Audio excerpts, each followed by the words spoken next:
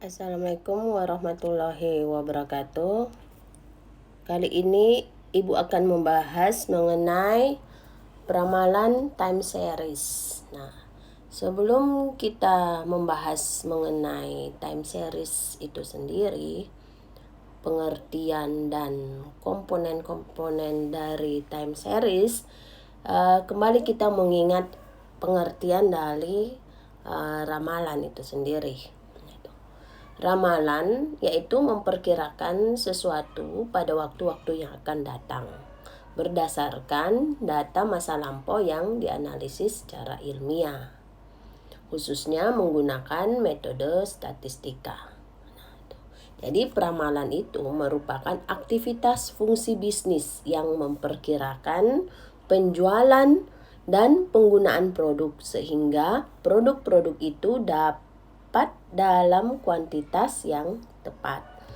Peramalan merupakan dugaan terhadap permintaan yang akan datang berdasarkan pada beberapa variabel peramal berdasarkan data deret waktu historis. Peramalan menggunakan teknik-teknik peramalan yang bersifat formal maupun informal. Jadi kegiatan peramalan merupakan bagian integral dari pengambilan keputusan manajemen.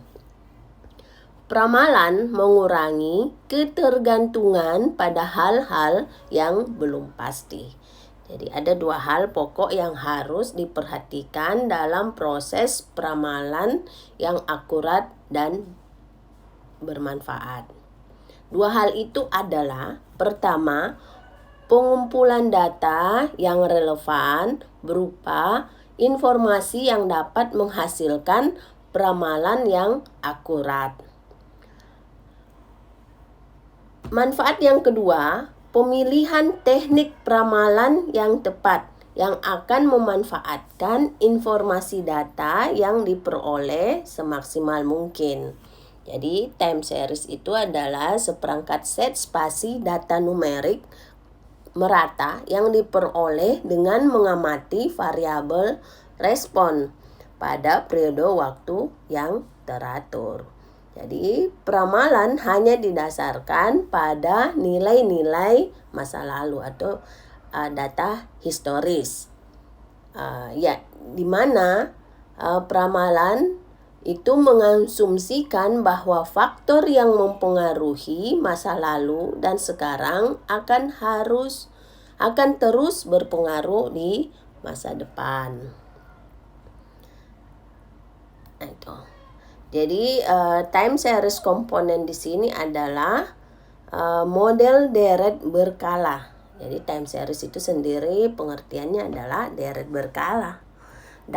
Yang dapat digunakan dengan mudah untuk meramal.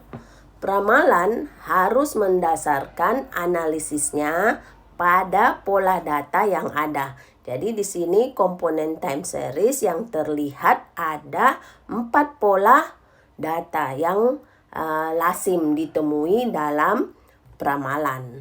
Nah itu. Jadi antara lain adalah pola. Kita kembali mengenal dulu yang namanya ada pola horizon. Nah, horizontal. Jadi pola horizontal ini terjadi bila data berfluktuasi di sekitar rata-ratanya. Nah, itu. Bila data berfluktuasi di sekitar rata-ratanya. Nah, itu. Jadi dia berada di garis kuning linear. Jadi yang mana? Produk yang tingkat penjualannya tidak meningkat atau menurun selama waktu tertentu termasuk jenis pola horizontal. Nah itu. Kalau pola musiman, jadi biasa pola horizontal itu pula kita istilahkan dengan tren. Nah trennya, kecenderungannya apa itu? Pola. Kemudian berikutnya adalah pola musiman. Jadi pola musiman terjadi bila nilai data dipengaruhi oleh faktor musiman. Jadi misalnya kuartal, tahun tertentu, bulanan, atau hari-hari pada minggu tertentu. Nah itu pola musiman atau seasonal komponen. Jadi fluktuasi pola reguler naik dan turun karena adanya cuaca. Itu ada perubahan adat istiadat dan terjadi dalam 1 tahun. Itu. Cyclical komponen atau pola siklis. Jadi pola siklis ini terjadi bila data dipengaruhi oleh fluktuasi ekonomi jangka panjang seperti yang berhubungan dengan siklus bisnis. Nah itu. Jadi dia mengulangi gerakan naik dan turun. Dipengaruhi oleh siklus bisnis dan faktor ekonomi serta politik. Beberapa tahun lamanya. Nah itu biasanya siklus komponen. Seringkali hubungan sebab akibat atau asosiasi. Nah itu komponen time series berikutnya adalah komponen acak atau komponen random. Jadi menentu tidak sistematis terjadi residu atas fluktuasi pergerakan peramalan itu. Karena kejadian yang tak terduga atau adanya variasi acak. Terjadi durasi yang pendek dan berulang. Itu. Pendekatan naif menganggap permintaan pada periode berikutnya sama dengan permintaan pada periode terakhir. Nah itu. Jadi misalnya jika penjualannya bulan Mei itu 48, maka penjualan Juni akan menjadi 48. Jadi kadang-kadang biaya efektif dan efisien. Tuh. Metode peramalan lainnya itu bisa kita gunakan metode moving average. Jadi moving average itu adalah serangkaian sarana aritmatika. Digunakan jika tren sedikit atau tidak ada. Jadi sering digunakan untuk menghaluskan, memberikan kesan data keseluruhan dari waktu ke waktu.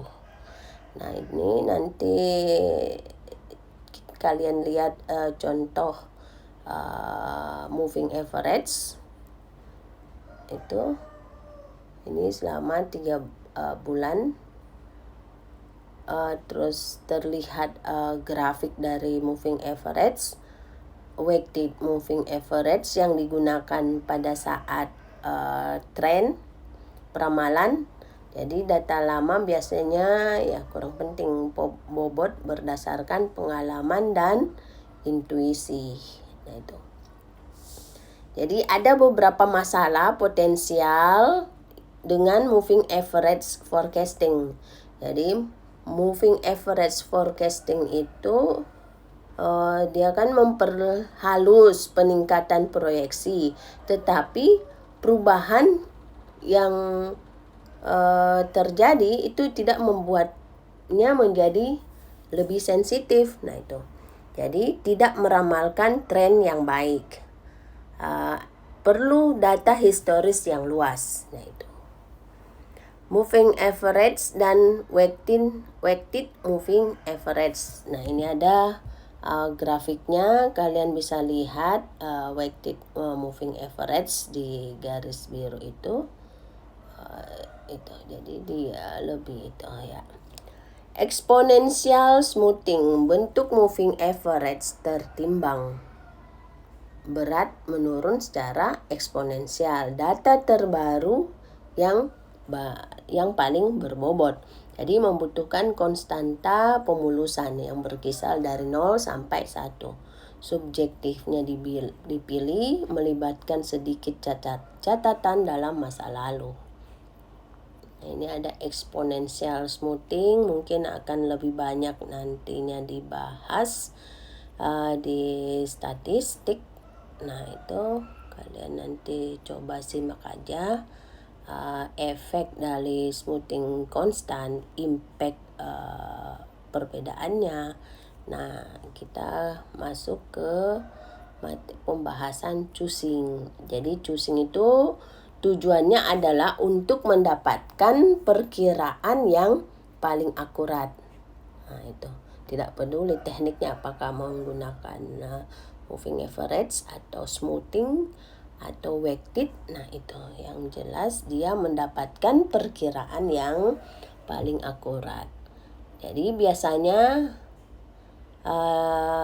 choosing ini dilakukan dengan memilih model yang memberi kesalahan proyeksi terendah. Ukuran umum kesalahan. Jadi ukuran umum kesalahan itu model-model peramalan yang bisa dilakukan, kemudian yang divalidasi, jadi menggunakan sejumlah indikator. Jadi ada model-model peramalan yang dilakukan, kemudian divalidasi menggunakan sejumlah indikator. Indikator yang umum digunakan adalah rata-rata penyimpangan absolut atau mean absolute deviation, rata-rata kuadrat terkecil atau mean square error, rata-rata persentase kesalahan atau mean absolute percentage error, validasi peramalan, tracking sinyal, dan pengujian kestabilan. Nah, itu.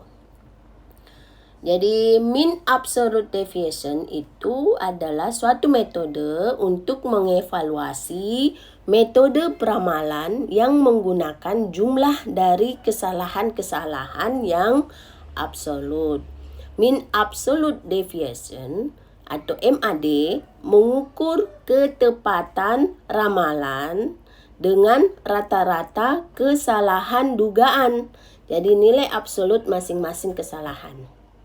Jadi MAD atau MAD berguna ketika mengukur kesalahan ramalan dalam unit yang sama sebagai deret aslinya. Jadi tadi kita bisa lihat formula dari MAD itu sigma absolut dari forecast error dibanding dengan N-nya. Mean square error itu adalah suatu metode lain untuk mengevaluasi metode peramalan. Masing-masing kesalahan atau sisa dikuadratkan, kemudian dijumlahkan dan ditambahkan dengan jumlah observasi. Jadi pendekatan ini mengatur kesalahan peramalan yang besar karena kesalahan-kesalahan itu dikuadratkan. Nih. Jadi kesalahan-kesalahan itu dikuadratkan. Metode ini menghasilkan kesalahan-kesalahan sedang yang kemungkinan lebih baik untuk kesalahan kecil, tetapi terkadang menghasilkan perbedaan yang besar. Nah, itu. Mean absolute percentage error atau MAPE. Jadi dihitung menggunakan kesalahan absolut pada tiap periode dibagi dengan nilai observasi yang nyata untuk periode itu. Kemudian merata-rata kesalahan